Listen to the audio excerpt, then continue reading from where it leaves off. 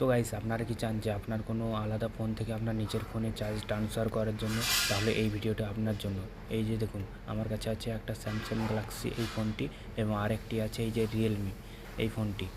এবার দেখেন, আমি এই স্যামসাং ফোন থেকে এই রিয়েলমি ফোনটিকে চার্জ করব, এবং এইগুলো করার জন্য আমার লাগবে একটা type C to type C cable. এগুলো এই স্যামসাং ফোনে সব ফোনেই পাওয়া যায়, তো আপনি নিয়ে কিংবা কিনেও নিতে পারেন। এইবার দেখুন, আমি এই প্রথম টাইপ সি পোর্টটা আমি স্যামসাং ফোনে অ্যাড করেছিলাম, এবং দ্বিতীয় পোর্টটা হচ্ছে কি আমি এই রিয়েলমি ফোনে অ্যাড করেছিলাম। এইবার দেখুন এর ক্যালমা।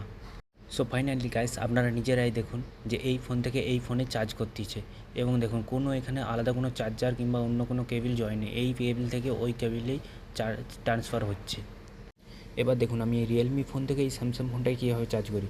শুধু কী করব, একবার এই চার্জিং কেবলটা খুলবো এবং আরেকবার লাগিয়ে দেবো। এই দেখুন, আবার চার্জ করা স্টার্ট করেছে এই রিয়েলমি ফোন থেকে স্যামসাং ফোনকে। এবং দেখুন এখানে না টাইমিংও দেখিয়ে দিয়েছে। এবং এটা শুধু ফোনের উপরই কাজ করে না, আরও আলাদা অনেক ডিভাইসের উপর কাজ করে যেগুলোতে টাইপ সি পোর্ট দেওয়া আছে। তো ভিডিওটা যদি ভালো লাগে থাকে প্লিজ সাবস্ক্রাইব।